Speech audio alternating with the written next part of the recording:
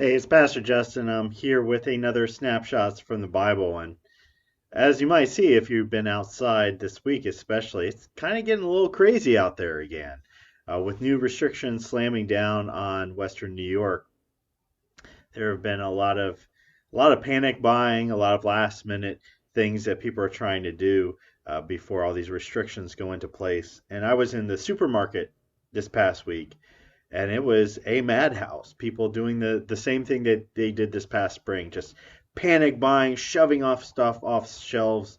Um, there's just this attitude. It wasn't crazy. It wasn't like Mad Max, winner take all, Thunderdome kind of conflict, but there was an attitude, and you can definitely sense it, that people under stress turn inward and they immediately want to defend themselves. They want to provide for themselves, for their family. It's a very natural response, but it also kind of goes a little too far sometimes. It causes us to quickly get into fights with other people, have harsh words with one another. I had a lady yell at me when I went to take a free shopping cart that was in the parking lot, and a lady ran up and grabbed it away from me. She's like, that's mine.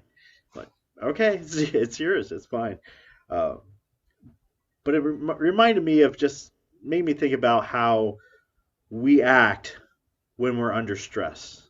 And right now, we are definitely under a lot of stress, a lot of pressure. But it is by no means as tough as it was for the Jews returning from exile in the book of Nehemiah. And they had come back to a completely destroyed Jerusalem. I mean, imagine if we were all taken out of this area and the whole place was just bombed and razed to the ground, and our kids came back a generation later and they had to rebuild. And they didn't have financial assistance, they didn't have support. In fact, in the case of Nehemiah, the Israelites were still surrounded by their enemies. They're surrounded by foreigners. They didn't have a lot of assistance coming in, so they came back and they were just scrabbling to grow crops, to rebuild homes, to rebuild their city. And there's a lot going on, but what I wanted to look at today is when Nehemiah turns his focus from the threats on the outside in Nehemiah 4 to some of the severe problems that are coming within the community of God's believers in chapter 5. And so he's taking in some accusations. I'll just start reading the chapter. It says, "Now the men and women and their wives raised a great outcry against their fellow Jews. Some were saying, 'We and our sons and daughters are numerous. In order for us to stay or eat and stay alive, we must get grain. They're starving.' Others were saying, 'We are mortgaging our fields, our vineyards, and our homes to get grain during the famine.' Still others were saying, 'We have had to borrow money to pay the king's tax on our fields and vineyards. Although we are the same flesh and blood as our fellow Jews, and though our children are as good as theirs, yet we have to subject our sons and daughters to slavery. Some of our daughters have already become enslaved, but we are powerless because our fields and our vineyards belong to others.' And Nehemiah says, 'When I heard their outcry and these charges, I was very angry.'" So he's looking at how inhumane the Jews are being to their fellow Jews. That there's absolutely no grace, no quarter given. It's that attitude of, I got mine, and you can just take care of your own. As long as I'm doing well, as long as my family's doing well, I have no compassion on anybody outside my immediate circle. I've got to look out for number one. And it's easy to be gracious under times of plenty, when you have plenty, when you're not under pressure, not under stress. But under these conditions, it causes our sin to well out. And Nehemiah is seeing the sin of the people in their greediness, their selfishness, and looking at their neighbor who might have had to just sell their daughter into slavery to feed the family. And they go, well, I don't care as long as we're getting the food. And so he's very angry. Verse 7, "I pondered them in my mind, then accused the nobles and officials. I told them, 'You're charging your own people interest.' So I called together a large meeting to deal with them." So he's bringing the people to court. He's basically calling a court session and judging the people. "And I said, 'As far as possible, we have brought back our fellow Jews who were sold to the Gentiles. Now you're selling your own people, only for them to be sold back to us. And they kept quiet because they could not find anything to say. So I continued, what you are doing is not right. Shouldn't you walk in fear of our God to avoid the reproach of our Gentile enemies?